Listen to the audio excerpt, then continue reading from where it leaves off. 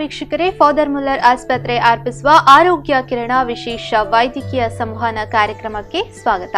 ನಾನು ದಿವ್ಯಾ. ಇವತ್ತಿನ ನಮ್ಮ ಈ ಒಂದು ಸಂಚಿಕೆಯಲ್ಲಿ ಹೆಚ್ಚಿನ ಜನರಲ್ಲಿ ಕಾಣಿಸಿಕೊಳ್ಳುವಂತಹ ತಲೆ ಸುತ್ತುವಿಕೆ ಅಥವಾ ವರ್ಟಿಗೋ ಅಂದ್ರೆ ಏನು, ಇದಕ್ಕೆ ಕಾರಣಗಳೇನು, ಯಾವ ಕಾರಣಕ್ಕಾಗಿ ಈ ಒಂದು ತಲೆ ಸುತ್ತುವಿಕೆ ಅನ್ನುವಂಥದ್ದು ಕಂಡುಬರುತ್ತೆ, ಇದಕ್ಕೆ ಯಾವ ರೀತಿಯಾದಂತಹ ಚಿಕಿತ್ಸೆಗಳಿದೆ, ಜೊತೆಗೆ ಎಷ್ಟು ವಿಧದ ಈ ಒಂದು ತಲೆ ಸುತ್ತುವಿಕೆ ಕಂಡುಬರುತ್ತದೆ, ಈ ಎಲ್ಲದರ ಕುರಿತಾಗಿ ನಾವು ಇವತ್ತಿನ ಈ ಒಂದು ಸಂಚಿಕೆಯಲ್ಲಿ ಮಾಹಿತಿಯನ್ನ ನೀಡ್ತಾ ಇದ್ದೇವೆ. ಇದರ ಕುರಿತಾಗಿ ಮಾಹಿತಿಯನ್ನ ನೀಡೋದಕ್ಕೆ ನಮ್ಮ ಜೊತೆ ENT ತಜ್ಞರಾಗಿರುವಂತಹ ಡಾಕ್ಟರ್ ಸವಿತಾ ಲಸ್ರಾದೋ ಅವರು ನಮ್ಮ ಜೊತೆ ಕಾರ್ಯಕ್ರಮದಲ್ಲಿದ್ದಾರೆ. ಕಾರ್ಯಕ್ರಮಕ್ಕೆ ಆತ್ಮೀಯವಾದಂತಹ ಸ್ವಾಗತ ಡಾಕ್ಟರ್. ವೀಕ್ಷಕರೇ, ಇವತ್ತಿನ ನಮ್ಮ ಈ ಒಂದು ಕಾರ್ಯಕ್ರಮದಲ್ಲಿ ತಲೆ ಸುತ್ತುವಿಕೆಗೆ ಕಾರಣಗಳೇನು ಮತ್ತು ತಲೆ ಸುತ್ತುವಿಕೆಯಲ್ಲಿ ಎಷ್ಟು ವಿಧಗಳಿದೆ, ಇದಕ್ಕೆ ಇರುವಂತಹ ಚಿಕಿತ್ಸೆಗಳೇನು, ಚಿಕಿತ್ಸೆ ಫಲಕಾರಿಯಾಗದಿದ್ರೆ ಏನ್ ಮಾಡಬೇಕು, ಇದರ ಕುರಿತಾಗಿ ನಾವಿವತ್ತು ಮಾಹಿತಿಯನ್ನ ಕೊಡ್ತಾ ಇದ್ದೇವೆ. ಮೊದಲನೇದಾಗಿ ಡಾಕ್ಟರ್, ಈ ಒಂದು ತಲೆ ಸುತ್ತುವಿಕೆ ಅನ್ನುವಂಥದ್ದು ಬೇರೆ ಬೇರೆ ರೀತಿಯಾದಂತಹ ಒಂದು ವಿಧಗಳಲ್ಲಿ ತಲೆ ಸುತ್ತುವಿಕೆ ಅನ್ನುವಂಥದ್ದು ಕಂಡುಬರುತ್ತೆ. ಇವಾಗ ಮೊದಲನೇದಾಗಿ ವರ್ಟಿಗೋ ಅಥವಾ ತಲೆ ಸುತ್ತುವಿಕೆ ಅಂದ್ರೆ ಏನು ಅಂತ ತಿಳಿಸ್ಕೊಡಿ. ಈ ತಲೆ ಸುತ್ತುವಿಕೆಯಲ್ಲಿ ತುಂಬಾ ಕಾರಣಗಳಿವೆ. ಅದೆಲ್ಲ ಕಾಮನ್ ಆಗಿ ಕಂಡು ಬರುವಂತಂದ್ರೆ ಕಿವಿಯಿಂದ ಇಂಬ್ಯಾಲೆನ್ಸ್ ಆಗಿರೋ, ಕಿವಿಯ ಒಳಭಾಗದಲ್ಲಿ ಒಂದು ಬ್ಯಾಲೆನ್ಸಿಂಗ್ ಮೆಷಿನ್ ಇದೆ, ಅದರಲ್ಲಿ ಏರುಪೇರಾದ್ರೆ ತಲೆ ಸುತ್ತುವಿಕೆ ಹೆಚ್ಚಾಗಿ ಅಂದ್ರೆ ನಾವು ವರ್ಟಿಗೋ ಅಂತ ಹೇಳ್ತೇವೆ. ಅದಕ್ಕೆ BPPV ಅಂತ ಹೇಳ್ತೇವೆ. ಅದು ತುಂಬಾ ಕಾಮನ್ ಆಗಿ ಕಂಡು ಬರೋದಂದ್ರೆ BPPV. ಅದು ಬಿಟ್ಟು ಇನ್ನೂ ಹಲವು ತಲೆ ಸುತ್ತುವಿಕೆ ಇವೆ. ಮೀನಿಯಸ್ ಡಿಸೀಸ್ ಅಂತ ಇದೆ. ಮತ್ತು ಈ ವೈರಲ್ ಇನ್ಫೆಕ್ಷನ್ಸ್ಗಳಲ್ಲಿ ಕೆಲವೊಂದ್ಸಲ ಕಿವಿ ಸಡನ್ ಆಗಿ ಕೇಳೋದು ಕಡಿಮೆ ಆಗಿ ತಲೆ ಸುತ್ತುವಿಕೆ ಬರುತ್ತೆ. ಮತ್ತು ಬಟ್ ಹೆಚ್ಚಾಗಿ ಜನರಲ್ಲಿ ತಲೆ ಸುತ್ತುವಿಕೆ ಅಂದರೆ ಬೇರೆ ಕಾರಣಗಳಲ್ಲೂ ಬರುವಂಥದ್ದು ಪ್ರಾಬ್ಲಮ್ಸ್ಗಳಿವೆ. ಕುತ್ತಿಗೆ ಪ್ರಾಬ್ಲಮಲ್ಲೂ ತಲೆ ಸುತ್ತು ಬರುತ್ತೆ, ಕೆಲವರಿಗೆ ಹಾರ್ಟ್ ಪ್ರಾಬ್ಲಮ್ಸ್ ಇದ್ರೂ ತಲೆ ಸುತ್ತು ಬರುತ್ತೆ, ಮೆದುಳಲ್ಲೂ ಪ್ರಾಬ್ಲಮ್ಸ್, ಬ್ರೈನ್ ಟ್ಯೂಮರ್ಸ್ ಇದ್ರೂ ತಲೆ ಸುತ್ತು ಬರುವಂಥದ್ದು. ಸೊ ಯಾವ ಥರ ಕಂಪ್ಲೇಂಟ್ಸ್ ಇದೆ ಅದ್ರ ಮೇಲೆ ಹೊಂದ್ಕೊಂಡು ಈ ವರ್ಟಿಗೋವನ್ನು ನಾವು ಸ್ಪೆಸಿಫಿಕ್ ಆಗಿ ಸಪ್ರೇಟ್ ಮಾಡ್ತೇವೆ. ಓಕೆ, ಈ ಒಂದು ತಲೆ ಸುತ್ತುವಿಕೆಗೆ ಸಾಕಷ್ಟು ರೀತಿಯಾದಂತಹ ಒಂದು ಕಾರಣಗಳು ಕೂಡ ಕಂಡುಬರ್ತದೆ ಅಂತ ಹೇಳಿದ್ರಿ. ಕಾರಣಗಳು ಏನು ಅಂತ ತಿಳಿಸ್ಕೊಡ್ಬಹುದಾ? ಓಕೆ, ಫಸ್ಟ್ ನಾವು ಕಿವಿದು ಪ್ರಾಬ್ಲಮ್ಸ್ ನೋಡೋದಾದ್ರೆ ಮೋಸ್ಟ್ ಕಾಮನ್ ಆಗಿ ಎಲ್ಲರ ಬಾಯಲ್ಲಿ ವರ್ಟಿಗೋ ಅಂತ ಒಂದು ಕಾಮನ್ ಆಗಿ ಕೇಳಿ ಬರುತ್ತೆ. ಸೊ ಅದರಲ್ಲಿ ವರ್ಟಿಗೋ ಅಂತ ಹೇಳೋದು ಬರೀ BPPVಗೆ ಅಂದ್ರೆ ಬಿನೈನ್ ಪೊಸಿಷನಲ್ ವರ್ಟಿಗೋ. ನಾವು ಸಡನ್ ಮೇಲೆ ನೋಡಿದ್ರೆ ಕೆಳಗೆ ನೋಡಿದ್ರೂ ಸುತ್ತು ಬರುತ್ತೆ, ಏಳುವಾಗ ಮಲಗುವಾಗ್ಲೂ ಸುತ್ತು ಬರುತ್ತೆ. ಅದು ಕಿವಿ ಇಂಬ್ಯಾಲೆನ್ಸ್ ಇಂದ ಆಗುವಂಥದ್ದು. ಅದು ಮೋಸ್ಟ್ ಕಾಮನ್. ಅದ್ರ ನೆಕ್ಸ್ಟ್ ಪ್ರಾಬ್ಲಮ್ ಇರೋದು ಮೀನಿಯರ್ಸ್ ಅಂತ. ಒಂದು ಕಿವಿ ಕೇಳೋದು ಕಡಿಮೆ ಆಗುತ್ತೆ, ಕಿವಿಯಲ್ಲಿ ಶಬ್ದ ಕೇಳಲಿಕ್ಕೆ ಬರುತ್ತೆ. ಆ ವರ್ಟಿಗೋ ತುಂಬಾ ಹೊತ್ತು ತಗೊಳುತ್ತೆ, ಬೇಗ ಸೆಟಲ್ ಆಗಲ್ಲ. ಅದ್ರ ಜೊತೆ ತುಂಬಾ ಪ್ರಾಬ್ಲಮ್ಗಳಾಗುತ್ತವೆ. ನೆಕ್ಸ್ಟ್ ಅದಾದ್ಮೇಲೆ ಕೆಲವು ವೈರಲ್ ಇನ್ಫೆಕ್ಷನ್ಸ್ ಸಡನ್ ಆಗಿ ಯಾವುದಂತ ಹೇಳಲಿಕ್ಕಾಗಲ್ಲ, ಸಡನ್ ಆಗಿ ಇನ್ಫೆಕ್ಷನ್ಸ್ ಬಂದ ಮೇಲೆ ಕಿವಿದು ಇನ್ನರ್ ಇಯರ್ ಡ್ಯಾಮೇಜ್ ಆಗಿ ತಲೆ ಸುತ್ತು ಬರುವಂಥದ್ದು, ಲ್ಯಾಬ್ರೆಂಥೈಟಿಸ್. ಅದರಲ್ಲೂ ಅದು ಹೆಚ್ಚಾಗಿ ಕಂಡು ಬರುವಂಥದ್ದು ಚಿಕ್ಕ ವಯಸ್ಸರಲ್ಲಿ ಕಾಮನ್ ಆಗಿ. ಮತ್ತು ಕೆಲವು ಬ್ರೈನ್ ಟ್ಯೂಮರ್ಸ್ಗಳಲ್ಲೂ ಈ ತಲೆ ಸುತ್ತು ಬರುತ್ತೆ. ಅದರಲ್ಲೂ ಪ್ರತ್ಯೇಕವಾಗಿ ನಮ್ಮ ಕಿವಿ ನರದು ಟ್ಯೂಮರ್ ಇದೆ, ಕಿವಿ ಕೇಳಿಸೋ ನರದೊಂದು ಟ್ಯೂಮರ್ ಬರುತ್ತೆ. ಅದು ಬರೋದು ಮೆದುಳಲ್ಲಿ, ಬಟ್ ಅದರದ್ದು ಸ್ಟಾರ್ಟಿಂಗ್ ಸಿಂಪ್ಟಮ್ ತಲೆ ಸುತ್ತುವಿಕೆನೆ. ಅದು ಬಿಟ್ಟರೆ ಬೇರೆ ಕಾರಣಗಳಲ್ಲೂ ತಲೆ ಸುತ್ತು ಬರುತ್ತೆ. ಹೆಚ್ಚಾಗಿ ಈ ಹಾರ್ಟ್ ಪ್ರಾಬ್ಲಮ್ಸ್ ಇದ್ದವರಿಗೆ, BP ಪ್ರೆಷರ್ ಏರಿದಾಗ, ಮತ್ತೆ ಸ್ಟ್ರೋಕ್ ಆಗೋ ಮುಂಚೆ, ಲಕ್ವ ಹೊಡೆಯೋ ಮುಂಚೆ, ಕೆಲವು ಬ್ರೈನ್ ಟ್ಯೂಮರ್ಸ್ಗಳಲ್ಲಿ ಅದರಲ್ಲೂ ತಲೆ ಸುತ್ತು ಕಂಡು ಬರುತ್ತೆ. ಬಟ್ ಅದರದ್ದು ಲಕ್ಷಣಗಳು ಸ್ವಲ್ಪ ಡಿಫ್ರೆಂಟ್ ಇರ್ತವೆ. ಈ ಕಿವಿ ಪ್ರಾಬ್ಲಮ್ ಇಂದ ಬರುವಂಥದ್ದು ಮತ್ತೆ ಬೇರೆ ಪ್ರಾಬ್ಲಮ್ ಅಲ್ಲಿ ಕಂಡು ಬರುವ ತಲೆ ಸುತ್ತುವಿಕೆಯಲ್ಲಿ ಲಕ್ಷಣಗಳು ಬೇರೆ ಬೇರೆ ಇರ್ತವೆ. ಕೆಲವರಿಗೆ ಟೆನ್ಷನ್ ಆದಾಗ್ಲೂ ತಲೆ ಸುತ್ತು ಬರುತ್ತೆ. ಸೊ ಅದನ್ನು ನಾವು ನೋಡ್ಬೇಕಾಗತ್ತೆ. ಓಕೆ, ಇವಾಗ ನೀವು ಇದಕ್ಕೆ ಕಾರಣಗಳೇನು ಅಂತ ಹೇಳಿದ್ರೆ ಏನೆಲ್ಲ ಕಾರಣಗಳು ಬರುತ್ತೆ, ಕಿವಿಯಿಂದ ಹೋಗುವಂಥದ್ದಾಗಿರ್ಬೋದು ಅಥವಾ ಟ್ಯೂಮರ್ ಆಗಿರ್ಬೋದು, ಈ ರೀತಿಯ ಕಾರಣಗಳನ್ನ ತಿಳಿಸ್ಕೊಡ್ರಿ. ಮುಂದೆ ಕೇಳೋದಾದ್ರೆ, ಮುಂದೆ ಈ ಒಂದು ತಲೆ ಸುತ್ತುವಿಕೆಯ ಲಕ್ಷಣಗಳು ಹೇಗಿರುತ್ತೆ ಅಂದ್ರೆ ಲಕ್ಷಣಗಳೇನು ಅಂತ ತಿಳಿಸ್ಕೊಡಿ. ಮೊದಲನೇದಾಗಿ ತಲೆ ಸುತ್ತು ಬಂದಾಗ ಇಡೀ ಭೂಮಿ ನಮ್ಮ ಸುತ್ತ ತಿರುಗ್ದಂಗೆ ಆಗುತ್ತೆ. ನಾವು ಕೂತಲ್ಲೇ ಇದ್ರು ಇಡೀ ಭೂಮಿ ತಿರುಗುತ್ತೆ. ಸೊ ವರ್ಟಿಗೋನಲ್ಲಿ ಮೊದಲ ಲಕ್ಷಣ ಅಂದ್ರೆ ಮಲಗುವಾಗ ಇಲ್ಲಾಂದ್ರೆ ಏಳುವಾಗ ಇಡೀ ಊರು ತಿರುಗ್ದಂಗೆ ಆಗೋದು, ಕಣ್ಣು ಬಿಡ್ಲಿಕ್ಕೆ ಆಗೋದಿಲ್ಲ. ಅದ್ರ ಜೊತೆ ಕೆಲವರಿಗೆ ವಾಂತಿ ಬರೋಂಗಾಗುತ್ತೆ, ಕೆಲವರಿಗೆ ವಾಂತಿ ಆಗೇ ಹೋಗುತ್ತೆ. ತುಂಬಾ ಸಿವಿಯರ್ ವರ್ಟಿಗೋ ಆದ್ರೆ ವಾಂತಿ ಮಾಡೇ ಬಿಡ್ತಾರೆ. ಮತ್ತೆ ಕೆಲವರಿಗೆ ಬೆವರುತ್ತೆ, ಎದೆ ಬಡಿತ ಜಾಸ್ತಿ ಆಗುವಂಥದ್ದು, ಕೆಲವರಿಗೆ ಮೋಷನ್ ಪಾಸ್ ಆಗುವಂಥದ್ದು. ಸೊ ಹೆಚ್ಚಾಗಿ ಕಂಡು ಬರುವಂಥದ್ದು ಇಡೀ ಊರು ತಿರ್ಗ್ದಂಗೆ ಆಗೋದು, ನಡೆಯುವಾಗ ದೂಡ್ದಂಗೆ ಆಗಿ ಬೀಳೋದು, ಮತ್ತೆ ಈ ಕಿವಿಯಲ್ಲಿ ಒಂದೊಂದ್ಸಲ ಗುಯಿ ಅಂತ ಒಂದು ಶಬ್ದ ಕೇಳಲಿಕ್ಕೆ ಬರುತ್ತೆ. ಸೊ ಕೆಲವು ವರ್ಟಿಗೋಗಳಲ್ಲಿ ಆ ಶಬ್ದ ಅವರಿಗೆ ಜಾಸ್ತಿ ಡಿಸ್ಟರ್ಬ್ ಆಗುತ್ತೆ. ಈ ತಲೆ ಸುತ್ತುವಿಗೆ ಜೊತೆ ಅದೂ ಜೋರಾಗಿ ಕೇಳಿ ಬರುತ್ತೆ. ಓಕೆ ಅಂತ ಹೇಳಿದ್ರೆ ಕೇವಲ ಈ ಒಂದು ಏನು ಕಣ್ಣು ಮಂಜಾಗೋದು ಅಥವಾ ತಿರುಗದಂಗೆ ಆಗೋದು ಇದು ಮಾತ್ರ ಅಲ್ಲ, ವಾಂತಿ ಈ ರೀತಿಯ ಒಂದು ಸಿಂಟಮ್ಸ್ಗಳು ಕೂಡ ಕಂಡುಬರುವಂಥದ್ದು. ಆದರೆ BP ಇದ್ರೆ ಕೆಲವರಿಗೆ BP ಜಾಸ್ತಿ ಆಗುತ್ತೆ, ಸಡನ್ ಆಗಿ BP ಏರುತ್ತೆ, ಅವರಲ್ಲಿ ಕಣ್ಣು ಮಂಜಾದಂಗೆ ಆಗೋದು, ಭೂಮಿ ತಿರುಗ್ದಂಗಲ್ಲ ಅವರೇ ತಿರುಗ್ದಂಗೆ ಆಗೋದು. ಸೊ ಅದರದ್ದು ಲಕ್ಷಣಗಳು ಸ್ವಲ್ಪ ಡಿಫ್ರೆಂಟ್ ಆಗಿರುತ್ತೆ. ಓಕೆ, ಇವಾಗ ನೀವು ಹೇಳಿದ್ರಿ ಈ ಒಂದು ವರ್ಟಿಗೋನಲ್ಲಿ ಬೇರೆ ಬೇರೆ ರೀತಿಯಾದಂಥ ಟೈಪ್ಸ್ಗಳು ಕೂಡ ಇದೆ, ಕೇವಲ ಒಂದೇ ರೀತಿಯಾದಂತಹ ವಿಧಗಳಿಲ್ಲ ಅಂತ. ಆ ವಿಧಗಳು ಯಾವುದು ಅಂತ ತಿಳಿಸ್ಕೊಡಿ. ಈ ತಲೆ ಸುತ್ತುವಿಕೆಯಲ್ಲಿ ಇರೋ ಹಲವಾರು ವಿಧಗಳಲ್ಲಿ ನಾವು ಪ್ರತ್ಯೇಕವಾಗಿ ಏನು ಕೇಳ್ತೇವೆ ಅಂದರೆ ಯಾವ ಥರ ತಲೆ ಸುತ್ತು ಬರುತ್ತೆ, ಎಷ್ಟು ನಿಮಿಷ ಇರುತ್ತೆ. ಕೆಲವರಿಗೆ 2 ನಿಮಿಷ ಆದರೆ ಕೆಲವರಿಗೆ ಅರ್ಧ ಗಂಟೆ ಇರುತ್ತೆ. ಅದ್ರ ಜೊತೆ ಎದೆ ಬಡಿತ ಜಾಸ್ತಿ ಆಗೋದು, ಬೆವರುವಂಥದ್ದು, ಕೆಲವರಿಗೆ ತಲೆನೋವು ಇರುತ್ತೆ, ಕೆಲವರಿಗೆ ಈ ಕಿವಿಯಲ್ಲಿ ಕೇಳೋ ನರ ಡ್ಯಾಮೇಜ್ ಆಗುತ್ತೆ. ಸೊ ಕೆಲವರಿಗೆ ಇದೆಲ್ಲ ಆಗೋ ಮುಂಚೆ ಯಾವುದೋ ಒಂದು ಜ್ವರ ಬಂದಿರುತ್ತೆ, ಸಡನ್ ಆಗಿ ಶುರು ಆಗುವಂಥದ್ದು. ಸೊ ಕಿವಿ ಪ್ರಾಬ್ಲಮಿಂದ ಬರೋ ವರ್ಟಿಗೋಗಳಿಗೆ ಒಂದು ವಿಧಾನ ಇವೆ. ಅದು ಹೇಗೆ ಬರುತ್ತೆ, ಹೇಗೆ ಶುರು ಆಗುತ್ತೆ, ಎಷ್ಟು ನಿಮಿಷ ಇರುತ್ತೆ. ಸೊ ನಾವು ಪೇಷಂಟ್ ಹತ್ರ ಮಾತಾಡಿದ ಮೇಲೇ ನಮಗೆ ಕಂಡು ಹಿಡಿಬಹುದು ಯಾವ ಕ್ಯಾಟಗರಿಗೆ ಈ ಪೇಷಂಟ್ ಫಿಟ್ ಆಗುತ್ತೆ. ಈ ಹಾರ್ಟ್ ಪ್ರಾಬ್ಲಮ್ ಇಂದನ, BP ಇಂದನ, ಅಲ್ಲ ಬ್ರೈನ್ ಟ್ಯೂಮರ್ಸ್ ಇಂದನ ಅಂತ ನಾವು ನೋಡ್ಬೋದು ಅಂತ ಹೇಳಿದ್ರೆ ಕೇವಲ ಒಂದೇ ರೀತಿಯಾದಂತಹ ತಲೆಸುತ್ತು ಎಲ್ಲರಲ್ಲೂ ಕೂಡ ಕಂಡುಬರೋದಿಲ್ಲ. ಲಕ್ಷಣಗಳ ಆಧಾರದ ಮೇಲೆ ಈ ಒಂದು ತಲೆಸುತ್ತುವನ್ನ ಗುರುತಿಸೋದಕ್ಕೆ ಸಾಧ್ಯ ಆಗುತ್ತೆ. ಓಕೆ, ಮುಂದೆ ಕೇಳೋದಾದ್ರೆ ನಾನು ಸಾಮಾನ್ಯವಾಗಿ ಹೆಚ್ಚಾಗಿ ಈಗ ನಿಮ್ಮ ಹತ್ರ ಏನು ರೋಗಿಗಳು ಬಂದು ಹೇಳ್ತಾರೆ ತಲೆ ಸುತ್ತುತ್ತೆ ಅಂತ, ಹೆಚ್ಚಾಗಿ ಯಾವ ರೀತಿಯಾದಂತಹ ಒಂದು ತಲೆ ಸುತ್ತು ಕಂಡು ಬರುತ್ತೆ ಅಂತ ತಿಳಿಸ್ಕೊಡಿ. ಅದು ಕಾಮನೆಸ್ಟ್ ತಲೆ ಸುತ್ತು ಅಂದ್ರೆ BPPV ಅಂದ್ರೆ ಬಿನೈನ್ ಪೊಸಿಷನಲ್ ಪ್ಯಾರಾಕ್ಸಿಸ್ಮಲ್ ವರ್ಟಿಗೋ ಅಂತ ಹೇಳ್ತೇವೆ. ಹೆಚ್ಚಾಗಿ ಕಂಡು ಬರುವಂಥದ್ದು ಅದು ಮಲಗಿ ಏಳುವಾಗ, ಸಡನ್ ಮೇಲೆ ನೋಡಿ ಸಡನ್ ಬಗ್ಗುವಾಗ, ಏನಾದ್ರೂ ಬಗ್ಗಿ ತೆಗೆಯುವಾಗ, ಎದ್ದ ತಕ್ಷಣ ಎಲ್ಲ ಊರು ತಿರುಗ್ದಂಗೆ ಆಗೋದು. ಹೆಚ್ಚಾಗಿ ಅದು 1-2 ನಿಮಿಷ ಇದ್ರೂ ಅದರ ಜೊತೆ ಕೆಲವರಿಗೆ ವಾಂತಿ ಆಗುತ್ತೆ, ಕೆಲವರಿಗೆ ಬೆವರುತ್ತೆ. ಸೊ 1-2 ಸಲ ಈ ಥರ ಆದಮೇಲೆ ಅವರಿಗೆ ಹೆದರಿಕೆ ಜಾಸ್ತಿ ಆಗುತ್ತೆ. ಮೆಟ್ಲು ಹತ್ತಿ ಈ ಮೇಲಿಂದ ಕೆಳಗೆ ನೋಡಿದ್ರು ಸುತ್ತು ಬರುತ್ತೆ, ಜಾಸ್ತಿ ಎತ್ತರದಿಂದ ಕೆಳಗೆ ನೋಡಿದಾಗಲೂ ಕೂಡ ತಲೆ ಸುತ್ತದಂಗೆ ಆಗುತ್ತೆ. ಸೊ ಮೋಸ್ಟ್ ಕಾಮನ್ ಅಂದರೆ ಅದೇ ವರ್ಟಿಗೋ ಅಂತ ಹೇಳಿದರೆ ಅದೇ ಹೆಚ್ಚಾಗಿ ಕಾಮನೆಸ್ಟ್ ಇರುವಂಥದ್ದು. ಓಕೆ, ಡಾಕ್ಟರ್, ಇನ್ನಷ್ಟು ಈ ಒಂದು ತಲೆ ಸುತ್ತುವಿಕೆಗೆ ಕಾರಣಗಳೇನು, ಇದಕ್ಕೆ ಯಾವ ರೀತಿಯಾದಂತಹ ಚಿಕಿತ್ಸೆಯನ್ನು ನೀವು ಕೊಡ್ತೀರಾ ಅನ್ನೋದನ್ನು ತಿಳ್ಕೊಳ್ತೀವಿ. ಆದರೆ ಅದಕ್ಕೂ ಮುನ್ನ ಪುಟ್ಟದೊಂದು ವಿರಾಮ.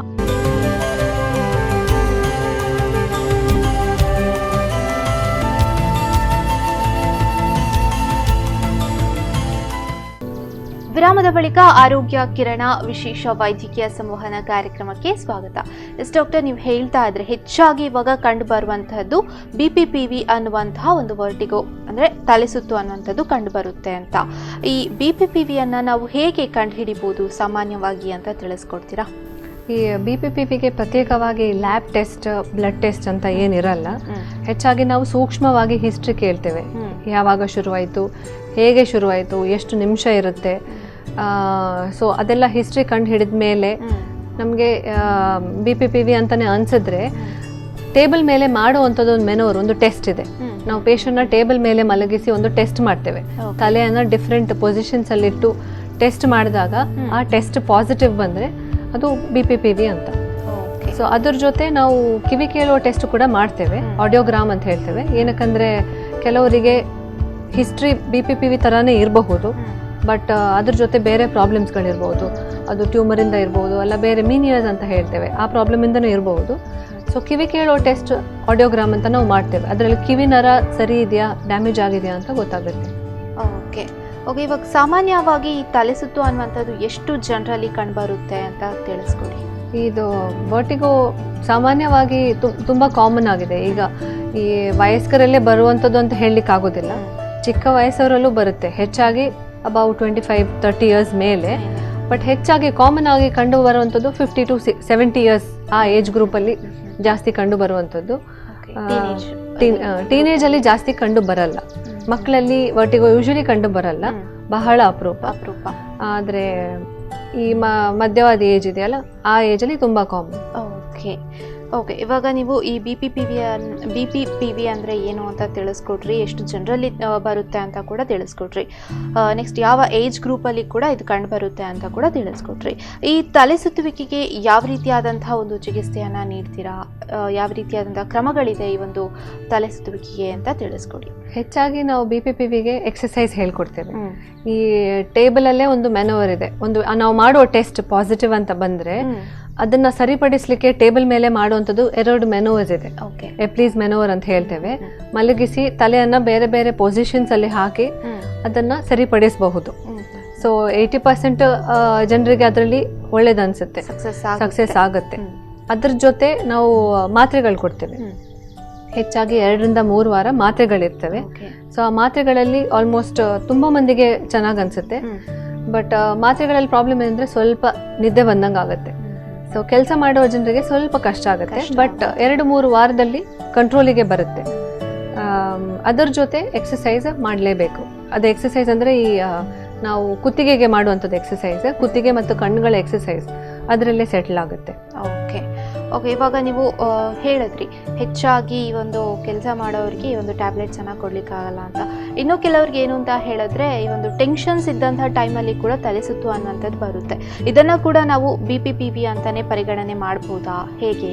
ಇಲ್ಲ, ಆ್ಯಕ್ಚುಲಿ ಟೆನ್ಷನ್ ಬೇರೆದೆ, ವರ್ಟಿಗೋ ಬೇರೆದೆ. ಆದರೆ ಟೆನ್ಷನಿಂದ ವರ್ಟಿಗೋ ಜಾಸ್ತಿ ಆಗುತ್ತೆ. ಯಾಕಂದರೆ ಈ ವರ್ಟಿಗೋ ಅಂದರೆ ತುಂಬ ಸೂಕ್ಷ್ಮವಾದಂಥದ್ದು. ಸೊ ಜಾಸ್ತಿ ಟೆನ್ಷನ್ ಮಾಡಿದರೆ BPನೂ ಏರುತ್ತೆ. ಸೊ ಅದರಲ್ಲೂ ತಲೆ ಸುತ್ತು ಬಂದಂಗೆ ಆಗುತ್ತೆ. ಬಟ್ ಟೆನ್ಷನಿಂದ ವರ್ಟಿಗೋನು ಜಾಸ್ತಿ ಆಗುವ ಸಂಭವ ಇರುತ್ತೆ. ಸೊ ನಾವು ಹೆಚ್ಚಾಗಿ ಪೇಷಂಟ್ಸ್ಗಳಿಗೆ ಹೇಳ್ತೇವೆ ಕಾಮ್ ಆಗಿರಬೇಕು, ಟೆನ್ಷನ್ ಮಾಡಬಾರ್ದು ಅಂತ. ಟೆನ್ಷನ್ ಮಾಡಿದವರಿಗೆ ಪದೇ ಪದೇ ಬರೋ ಚಾನ್ಸ್ ಇರುತ್ತೆ. ಓಕೆ, ಅಂತ ಹೇಳಿದ್ರೆ ಕಾಮನ್ ಟೆನ್ಷನ್ ಇದ್ರೂ ಕೂಡ ಅಥವಾ ಹೆಚ್ಚಾಗಿ ಟೆನ್ಷನ್ ಮಾಡ್ತಾನೆ ಇದ್ರೂ ಕೂಡ ಈ ಒಂದು ತಲೆ ಸುತ್ತು ಅನ್ನುವಂಥದ್ದು ಬರುವ ಚಾನ್ಸಸ್ ಇರುತ್ತೆ. ಬರೀ ಟೆನ್ಷನಲ್ಲಿ ಈ ಪ್ರಾಬ್ಲಮ್ ಬರಲ್ಲ, ಬಟ್ ಟೆನ್ಷನ್ ಮಾಡಿದವರಲ್ಲಿ ಜಾಸ್ತಿ ಆಗಬಹುದು. ಟೆನ್ಷನ್ ಅಲ್ಲಿ ವರ್ಟಿಗೋ ಬರೋಕ್ಕೆ ಚಾನ್ಸ್ ಇಲ್ಲ. ಬಟ್ ಟೆನ್ಷನ್ ಮಾಡಿದವರಲ್ಲಿ ಸೆಟ್ಲ್ ಆಗ್ಲಿಕ್ಕೂ ಟೈಮ್ ತಗೊಳುತ್ತೆ. ಅವ್ರ ನಿದ್ದೆ ಪ್ಯಾಟರ್ನ್ಸು ಡಿಸ್ಟರ್ಬ್ಡ್ ಇರುತ್ತೆ, ಟೆನ್ಷನ್ ಇಂದ ನಿದ್ದೆ ಕಡಿಮೆ ಇರುತ್ತೆ. ಸೊ ಅದರಿಂದಾಗಿ ಸೆಟ್ಲ್ ಆಗ್ಲಿಕ್ಕೆ ಸ್ವಲ್ಪ ಟೈಮ್ ತಗೊಳುತ್ತೆ. ಓಕೆ, ಈ ವರ್ಟಿಗೋಗೆ ಚಿಕಿತ್ಸೆ ತಗೊಂಡ್ರು ಕೂಡ ಇದು ಮತ್ತೆ ಕೂಡ ಕಂಡು ಬರ್ತಾ ಇರುತ್ತೆ. ಇಂಥವ್ರು ಏನ್ ಮಾಡ್ಬೇಕಾಗುತ್ತೆ ಅಂತ ತಿಳಿಸ್ಕೊಡಿ. ವರ್ಟಿಗೋದು ಮೇನ್ ಪ್ರಾಬ್ಲಮ್ ಅಂದ್ರೆ ಅದು ಪದೇ ಪದೇ ಕಂಡು ಬರುತ್ತೆ. ಹೆಚ್ಚಾಗಿ 6 ತಿಂಗಳಲ್ಲಿ, 1 ವರ್ಷದಲ್ಲಿ, ಇಲ್ಲ 2 ವರ್ಷದಲ್ಲಿ ಬಂದೇ ಬರುತ್ತೆ. ಅಂದ್ರೆ ಈ ಟ್ರೀಟ್ಮೆಂಟ್ ಕಂಟಿನ್ಯೂ ಆಗ್ತಾ ಇದ್ರೂ ಕೂಡ ಬರುವಂತ ಚಾನ್ಸಸ್ ಇರುತ್ತೆ. ಯೂಶಲಿ ವರ್ಟಿಗೋನಲ್ಲಿ ನಾವು BP ತರ ಕಂಟಿನ್ಯೂಸ್ ಆಗಿ ಮಾತ್ರೆ ಕೊಡಲ್ಲ. 2 ರಿಂದ 3 ವಾರ. ವಯಸ್ಕರಲ್ಲಿ ಸ್ವಲ್ಪ ಟೈಮ್ ಜಾಸ್ತಿ ತಗೊಳುತ್ತೆ, 1-2 ತಿಂಗಳು ತಗೊಳ್ಬಹುದು.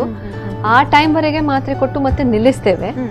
ಬಟ್ ಪೇಷಂಟ್ಗೆ ನಾವು ಹೇಳಿರ್ತೇವೆ ಇದು ಮತ್ತೆ ಬರಬಹುದು, 6 ತಿಂಗಳಲ್ಲಿ ಇಲ್ಲ 1 ವರ್ಷದಲ್ಲಿ ಬರಬಹುದು ಅಂತ. ಸೊ ಅದನ್ನ ತಡೆಗಟ್ಟಲಿಕ್ಕೆ ಏನು ಮದ್ದುಗಳಿಲ್ಲ. ಬಟ್ ಬಂದಾಗ ಮದ್ದು ಬೇಕಾಗುತ್ತೆ. ಸೊ ಪೇಷಂಟ್ ಎಜುಕೇಶನ್ ಬೇಕು. ಪೇಷಂಟ್ಗೆ ಗೊತ್ತಾಗಬೇಕು ಈ ಸುತ್ತು ಮತ್ತೆ ಬರುತ್ತೆ, ಬಂದರೆ ನಾನು ಈ ಥರ ಮಾಡಬೇಕು. ಇಲ್ಲ ಅಂತ ಹೇಳಿದರೆ ಅವ್ರು ಗಾಬರಿ ಆಗಿಬಿಡ್ತಾರೆ, ಏನಕ್ಕೆ ಇದು ಪದೇ ಪದೇ ಬರುತ್ತೆ ಅಂತ. ಸೊ ನಾವು ಯೂಶುವಲ್ ಆಗಿ ಹೇಳ್ತೇವೆ ಪದೇ ಪದೇ ಆಗಿ ಬರುತ್ತೆ, ಬಂದಾಗ ಮಾತ್ರೆ ಬೇಕು, ಟ್ರೀಟ್ಮೆಂಟ್ ತಗೊಳ್ಳಿ ಅಂತ. ಓಕೆ, ಈಗ ಇದನ್ನು ನಾವು ಹೇಗೆ ತಡೆಗಟ್ಟಬಹುದು ಅಂತ ಏನಾದರೂ ಅಂದರೆ ಅವರೇ ಮಾಡುವಂತಹ ವಿಧಾನಗಳು ಏನಾದರೂ ಇದೆಯಾ? ಟ್ರೀಟ್ಮೆಂಟ್ ಜೊತೆಗೆ ಇದು ಮತ್ತೆ ವಾಪಸ್ ಬರದೇ ಇರೋ ಹಾಗೆ ನೀವು ಹೇಳಿದ್ರಿ ಇದು ಪದೇ ಅನ್ನುವಂಥದ್ದು ಬರುತ್ತೆ ಅಂತ. ಇದನ್ನು ಒಂದು ಸ್ವಲ್ಪ ಸಮಯ ಬರದೇ ಇರುವ ಹಾಗೆ ಅಥವಾ ಬಾರದೇ ಇರುವ ಹಾಗೆ ಏನಾದರೂ ತಡೆಗಟ್ಟುವಂತಹ ಕ್ರಮಗಳೇನಾದರೂ ಇದೆಯಾ? ಈ ಕುತ್ತಿಗೆ ಪ್ರಾಬ್ಲಮ್ ಇದ್ದವ್ರಿಗೂ ಅಂದರೆ ಈ ಸರ್ವೈಕಲ್ ಸ್ಪಾಂಡಿಲೋಸಿಸ್ ಅಂತ ಹೇಳ್ತೇವೆ, ಅವರಲ್ಲೂ ಈ ಪ್ರಾಬ್ಲಮ್ ಕಂಡು ಬರುತ್ತೆ. ಯಾಕಂದರೆ ಈ ಸರ್ವೈಕಲ್ ಸ್ಪಾಂಡಿಲೋಸಿಸ್ ಇಂದ ನಮ್ಮ ಮೆದುಳಿಗೆ ಹೋಗುವ ರಕ್ತ ಕಡಿಮೆ ಆದರೂ ಈ ಥರ ತಲೆ ಸುತ್ತು ಬರುತ್ತೆ. ಸೊ ಅಂಥವರಿಗೆ ನಾವು ಹೇಳ್ತೇವೆ ಚಿಕ್ಕ ತಲೆದಿಂಬಿಟ್ಟು ಮಲ್ಕೊಳ್ಳಿ, ತುಂಬ ಎಪ್ಪರ ತಲೆದಿಂಬು 2-3 ತಲೆದಿಂಬಿಟ್ಟು ಮಲಗಬೇಡಿ. ಮಲಗುವಾಗ ಏಳುವಾಗ ಫಾಸ್ಟ್ ಏಳಬೇಡಿ, 1-2 ನಿಮಿಷ ಕೂತ್ಕೊಂಡು ಮತ್ತೆ ನಡಿಬೇಕು. ಕತ್ಲೆಯಲ್ಲಿ ಓಡಾಡಬೇಡಿ. ಸಡನ್ ಆಗಿ ಬ್ಯಾಲೆನ್ಸ್ ತಪ್ಪದಂಗೆ ಆದರೆ ಬಿದ್ದೋಗ್ಬಿಡ್ತಾರೆ. ಸೊ ಹೆಚ್ಚಾಗಿ ಅದೆರಡು ಮಾಡೇ ಮಾಡ್ತಾರೆ. ಅದ್ರ ಜೊತೆ ವ್ಯಾಯಾಮ, ಎಕ್ಸಸೈಸ್ ಅವರು ಕಂಟಿನ್ಯೂಸ್ ಆಗಿ ಮಾಡಿದರೆ ಒಳ್ಳೆಯದು. ಒಂದು 7 to 8 ಗಂಟೆ ಮಲಗೋದು ರಾತ್ರಿ, ಟೆನ್ಷನ್ ಮಾಡದೇ ಇರೋದು. ಅದ್ರ ಜೊತೆ ಎಕ್ಸಸೈಸ್ ಮಾಡಿದರೆ ಒಳ್ಳೆಯದು. ಉಪ್ಪು ಕಡಿಮೆ, ಉಪ್ಪು ಜಾಸ್ತಿ ಯೂಸ್ ಮಾಡಿದರೆ ಒಳ್ಳೆಯದಲ್ಲ. ಸೊ ಉಪ್ಪು ಅಂಶನೂ ಕಡಿಮೆ ಮಾಡಲಿಕ್ಕೆ ಹೇಳ್ತೇವೆ. ಓಕೆ, ಅಂತ ಹೇಳಿದ್ರೆ ಆಹಾರದಲ್ಲೂ ಕೂಡ ಉಪ್ಪಿನಂಶ ಕಡಿಮೆ ತಗೊಳ್ಳುವಂಥದ್ದು ಉತ್ತಮ ಅಂತ ಹೇಳ್ತಾ ಇದ್ದೀರಾ. ಓಕೆ, ಎಸ್ ಡಾಕ್ಟರ್, ಈ ಒಂದು ತಲೆ ಸುತ್ತುವಿಕೆಗೆ ಇನ್ನೂ ಏನೆಲ್ಲ ಕಾರಣಗಳಿದೆ, ಇದನ್ನು ಹೇಗೆ ತಡೆಗಟ್ಟಬಹುದು ಅಂತ ನಿಮ್ಮಿಂದ ಮಾಹಿತಿಯನ್ನು ತಿಳ್ಕೊಳ್ತೀವಿ. ಆದರೆ ಅದಕ್ಕೂ ಮುನ್ನ ಪುಟ್ಟದೊಂದು ವಿರಾಮ.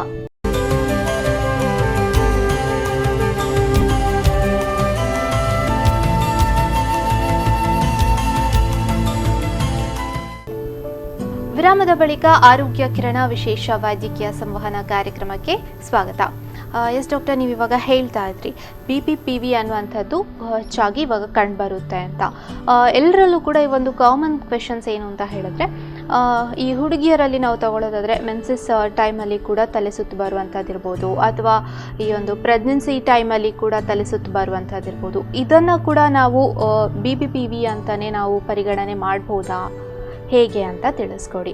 ಈ ಮೆನ್ಸಸ್ ಟೈಮಲ್ಲಿ ಮಕ್ಕಳಿಗೆ ತಲೆ ಸುತ್ತು ಬರೋದು ಮತ್ತು ಪ್ರೆಗ್ನೆಂಟಲ್ಲಿ ತಲೆ ಸುತ್ತು ಬರೋದು ಅದೆಲ್ಲ ವರ್ಟಿಗೋ ಅಲ್ಲ.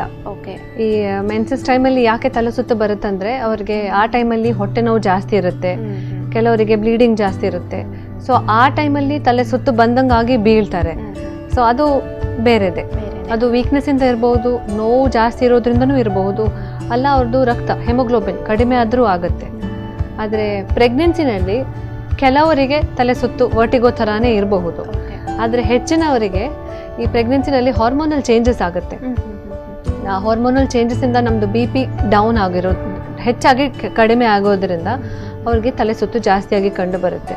ಮತ್ತು ನಾವು ಪ್ರೆಗ್ನೆಂಟ್ ಪೇಷಂಟ್ಸಲ್ಲಿ ಜಾಸ್ತಿ ಮದ್ದು ಕೊಡಲ್ಲ, ಮಾತ್ರೆ ಕೊಡಲ್ಲ, ಬರೀ ಎಕ್ಸಸೈಸ್. ಒಂದು ವೇಳೆ ವರ್ಟಿಗೋ ಅಂತ ಕಂಡು ಹಿಡಿದ್ರು ಅವರಲ್ಲಿ ಎಕ್ಸಸೈಸ್ ಜಾಸ್ತಿ ಕೊಡ್ತೇವೆ. ಯಾಕಂದರೆ ಅದು ಕೂತ್ಕೊಂಡು ಮಾಡುವಂಥ ಎಕ್ಸಸೈಸ್, ಬರೀ ನಮ್ಮ ಕುತ್ತಿಗೆಗೆ ಮತ್ತು ಕಣ್ಣಿಗೆ ಆಗುವಂಥದ್ದು. ಸೊ ಅವ್ರು ಕೂತ್ಕೊಂಡೇ ಮಾಡುವಂಥದ್ದು, ಅದರಲ್ಲೇ ಸೆಟ್ಲ್ ಆಗುತ್ತೆ. ಓಕೆ, ಅಂತ ಹೇಳಿದ್ರೆ ಈ ಒಂದು ಹೆಚ್ಚಾಗಿ ಹುಡುಗಿಯರಲ್ಲಿ ಮತ್ತು ಈ ಒಂದು ಗರ್ಭಿಣಿಯರಲ್ಲಿ ಕಂಡು ಬರುವಂಥದ್ದನ್ನು ನೀವು ಪರಿಗಣನೆ ಮಾಡಲ್ಲ ಅಂತ ಹೇಳ್ತಾ ಇದ್ದೀರಾ. ಓಕೆ, ಮುಂದೆ ನಾನು ಕೇಳೋದಾದರೆ ಏಟಾಕ್ಸಿಯಾ ಮತ್ತು ವರ್ಟಿಗೋಗೆ ಏನಾದರೂ ಸಂಬಂಧ ಇದೆಯಾ ಅಂತ ತಿಳಿಸ್ಕೊಡಿ. ಅಂತ ಹೇಳಿದ್ರೆ ಏಟಾಕ್ಸಿಯಾ ಅಂತ ಹೇಳಿದ್ರೆ ನಡ್ಕೊಂಡು ಹೋಗ್ತಾ ಇರಬೇಕಾದ್ರೆ ತೆವಳ್ತಾ ರೀತಿ ಆಗುವಂಥದ್ದು, ಇದಕ್ಕೂ ಮತ್ತು ವರ್ಟಿಗೋಗೂ ಇರುವಂತಹ ಸಂಬಂಧ ಏನು ಅಂತ ತಿಳಿಸ್ಕೊಡಿ. ಈ ಏಟಾಕ್ಸಿಯಾದಲ್ಲಿ ಪ್ರಾಬ್ಲಮ್ ಏನಂದರೆ ನಮ್ಮ ಮೆದುಳಲ್ಲಿ ಒಂದು ಭಾಗದಲ್ಲಿ ಪ್ರಾಬ್ಲಮ್ ಇರುವಂಥದ್ದು. ಸೊ ಅವ್ರ ಮೆದುಳಲ್ಲಿ ಒಂದು ಭಾಗದಲ್ಲಿ ಏನೋ ತೊಂದರೆ ಇರುತ್ತೆ, ಆದ್ದರಿಂದ ಅವ್ರು ನಡೆಯುವಾಗ ತೇಲಾಡ್ದಂಗೆ ಆಗ್ತಾರೆ. ಒಂದೇ ರೈಟ್ ಇಲ್ಲ ಅಂದರೆ ಲೆಫ್ಟ್, ನಡಿಲಿಕ್ಕೆ ಕಷ್ಟ ಆಗುತ್ತೆ, ಯಾರಾದರೂ ಹಿಡಿಬೇಕಾಗತ್ತೆ, ತಲೆ ಸುತ್ತು ಜಾಸ್ತಿ ಇರುತ್ತೆ. ಬಟ್ ಅದು ಮತ್ತು ವರ್ಟಿಗೋ ಬೇರೆ ಬೇರೆದು, ಅದು ಸೇಮ್ ಪ್ರಾಬ್ಲಮ್ಸ್ ಅಲ್ಲ. ನಾವು ಹೆಚ್ಚಾಗಿ ಹಿಸ್ಟ್ರಿ ತಗೊಳ್ತೇವಲ್ಲ, ಅವಾಗ ಅವ್ರದ್ದು ಪ್ರಾಬ್ಲಮ್ಸ್ ಗೊತ್ತಾಗುತ್ತೆ. ಮತ್ತು ಕೆಲವು ಟೆಸ್ಟ್ಗಳಿವೆ, ನಡ್ಕೊಂಡು ಮಾಡುವಂಥದ್ದು, ಕೆಲವು ಎಕ್ಸಸೈಸ್ ಮಾಡುವಂಥದ್ದು. ಆ ಸ್ಟೇಜಲ್ಲಿ ನಮಗೆ ಏಟಾಕ್ಸಿಯಾ ಹೇಗಿರುತ್ತೆ ಅಂತ ಗೊತ್ತಾಗುತ್ತೆ. ಆ ಪ್ರಾಬ್ಲಮಲ್ಲಿ ಜಾಸ್ತಿ ಅವರಿಗೆ ನಡಿಲಿಕ್ಕೆ ಕಷ್ಟ, ಎದ್ದು ತನ್ನಿಂತಾನೇ ನಡಿಲಿಕ್ಕೆ ಆಗಲ್ಲ, ಸಪೋರ್ಟ್ ಬೇಕೇ ಬೇಕು. ತಲೆ ಸುತ್ತು ಅಂತ ಪ್ರತ್ಯೇಕವಾಗಿ ಇರಲ್ಲ, ಬೇಸಿಕಲಿ ಅದು ಇಂಬ್ಯಾಲೆನ್ಸ್, ಏನೋ ಒಂದು ಬ್ಯಾಲೆನ್ಸ್ ಇಲ್ಲದಂಗೆ ಆಗುತ್ತೆ. ಆದರೆ ವರ್ಟಿಗೋನಲ್ಲಿ ಪ್ರತ್ಯೇಕವಾಗಿ ಕಂಡುಬರೋ ಲಕ್ಷಣ ಅಂದರೆ ಊರೇ ಸುತ್ತದಂಗೆ ಆಗೋದು, ವಾಂತಿ ಬಂದಂಗೆ ಆಗೋದು, ವಾಂತಿ ಬರೋದು, ಬೆವರೋದು. ಸೊ ಎರಡು ಬೇರೆ ಬೇರೆ ಪ್ರಾಬ್ಲಮ್ಸ್ಗಳು. ಏಟಾಕ್ಸಿಯಾವನ್ನು ಹೆಚ್ಚಾಗಿ ನ್ಯೂರಾಲಜಿಸ್ಟ್ ಟ್ರೀಟ್ ಮಾಡುವಂಥದ್ದು. ಸ್ಕ್ಯಾನ್ಗಳು ಬೇಕಾಗುತ್ತವೆ ಈ ಮೆದುಳಲ್ಲಿ ಏನಾದರೂ ಪ್ರಾಬ್ಲಮ್ ಉಂಟಾ ನೋಡಲಿಕ್ಕೆ. ಸೊ ಅದರದ್ದು ಚಿಕಿತ್ಸೆವೇ ಬೇರೆ ಬೇರೆ ಕ್ರಮ ಇರುವಂಥದ್ದು. ಓಕೆ, ಹಾಗಾದರೆ ಏಟಾಕ್ಸಿಯಾವೇ ಬೇರೆ ಆಗಿರುವಂಥದ್ದು, ಈ ವರ್ಟಿಗೋ ಸಮಸ್ಯೆನೇ ಬೇರೆ ಅಂತ ನೀವು ಹೇಳ್ತಾ ಇದ್ದೀರಾ.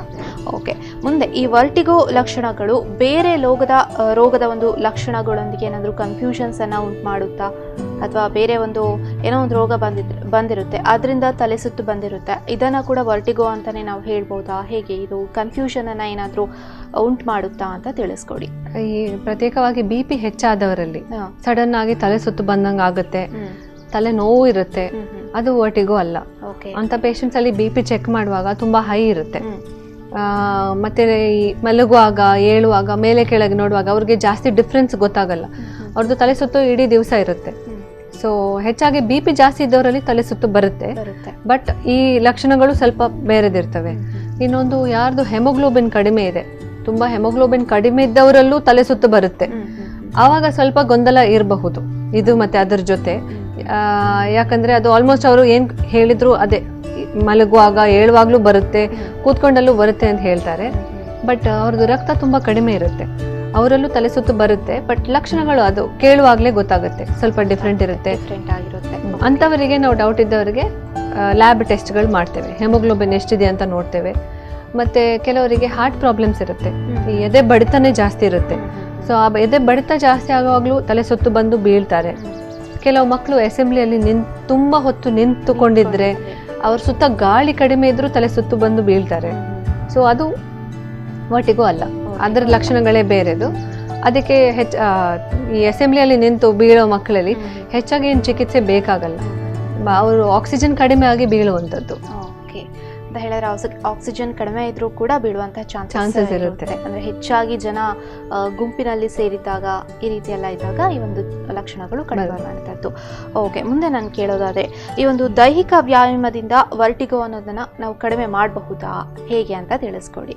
ಈ ಎಕ್ಸಸೈಸ್ ಕೆಲವರು ಯೋಗ ಮಾಡ್ತಾರೆ, ಅವರಲ್ಲಿ ಏನಾಗುತ್ತಂದ್ರೆ ಜಾಸ್ತಿ ಹೊತ್ತು ಮೆಡಿಟೇಷನ್ ಮಾಡ್ದಂಗೆ ಈ ಮನಸ್ಸು ಶಾಂತ ಆಗುತ್ತೆ. ಸೊ ಟೆನ್ಷನ್ ಕಡಿಮೆ ಆಗುತ್ತೆ.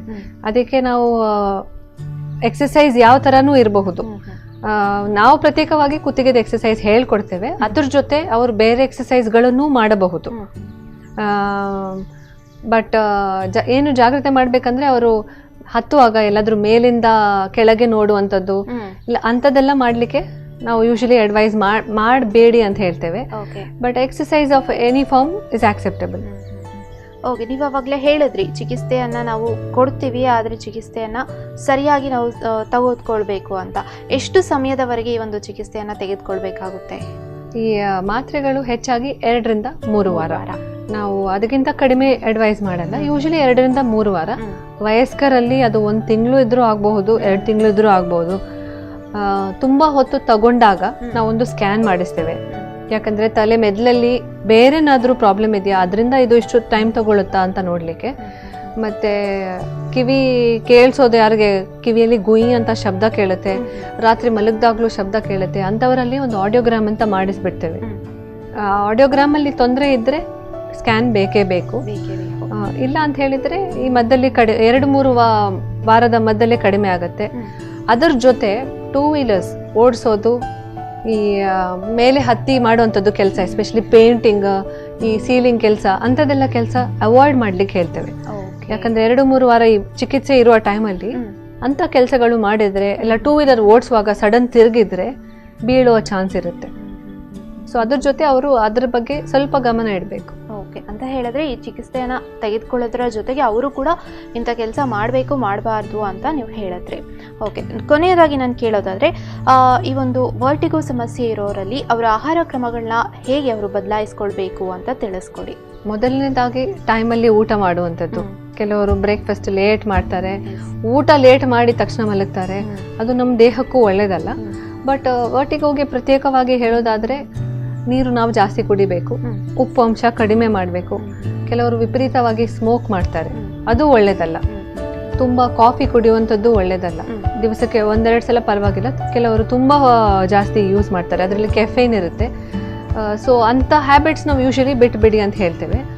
ಇಲ್ಲ ಅಂತ ಹೇಳಿದರೆ ಊಟದಲ್ಲಿ ಪ್ರತ್ಯೇಕವಾಗಿ ಏನು ಪಥ್ಯ ಇಲ್ಲ. ಈ ಉಪ್ಪು ಅಂಶ ಕಡಿಮೆ ಮಾಡೋದು ಬಿಟ್ಟರೆ ಪ್ರತ್ಯೇಕವಾಗಿ ಏನು ಡಯಟ್ ಅಂತ ಏನಿಲ್ಲ, ಎಲ್ಲ ಥರದ ಊಟ ಮಾಡಬಹುದು, ಬಟ್ ಟೈಮಲ್ಲಿ ಮಾಡುವಂಥದ್ದು. ಓಕೆ, ಅಂದರೆ ಟೈಮಿಗೆ ಕರೆಕ್ಟಾಗಿ ಊಟವನ್ನು ಮಾಡೋದ್ರಿಂದ ಇದನ್ನು ನಾವು ಕಡಿಮೆ ಮಾಡಬಹುದು ಅಂತಲೂ ಹೇಳ್ತಾ ಇದ್ದೀರಾ. ಕೊನೆಯಲ್ಲಿ ವೀಕ್ಷಕರಿಗೆ ಏನು ಕಿವಿ ಮಾತು ಹೇಳೋಕ್ಕೆ ಇಷ್ಟಪಡ್ತೀರಾ ಡಾಕ್ಟರ್? ಈ ವರ್ಟಿಗೋ ಅಂತ ಹೇಳಿದ ತಕ್ಷಣ ಗಾಬರಿ ಪಡುವಂಥದ್ದು ಪ್ರಾಬ್ಲಮ್ ಅಲ್ಲ, ಬಟ್ ಡಾಕ್ಟರ್ಗೆ ಬಂದು ತೋರಿಸಿದ್ರೆ ಅತಿ ಉತ್ತಮ. ಏನಕ್ಕಂದರೆ ನೀವಾಗೇ ವರ್ಟಿಗೋ ಅಂತ ಹೇಳೋದಕ್ಕಿಂತ ಅದು ವರ್ಟಿಗೋನೇ ಅಲ್ದಿರಬಹುದು. ಈ BP-ಯಿಂದ ಇರಬಹುದು, ಹೆಮೋಗ್ಲೋಬಿನ್ ಕಡಿಮೆ ಇದ್ರೂ ಇರಬಹುದು. ಅದಕ್ಕಿಂತ ಮೋಸ್ಟ್ ಇಂಪಾರ್ಟೆಂಟ್, ಕೆಲವೊಂದ್ಸಲ ಈ ಕಿವಿಯಲ್ಲಿ ಶಬ್ದ ಬರುವಂಥದ್ದು ನಿಗ್ಲೆಕ್ಟ್ ಮಾಡಂಗಿಲ್ಲ. ಎನಿ ಸ್ಟೇಜಲ್ಲಿ ಕಿವಿಯಲ್ಲಿ ಶಬ್ದ ಬಂದಂಗೆ ಆಗುತ್ತೆ, ಕಂಟಿನ್ಯೂಸ್ ಆಗಿ ಅದು ಇದೆ ಅಂತ ಹೇಳಿದರೆ ಅದನ್ನು ಬಂದು ಟೆಸ್ಟ್ ಮಾಡಿಸ್ಬೇಕು.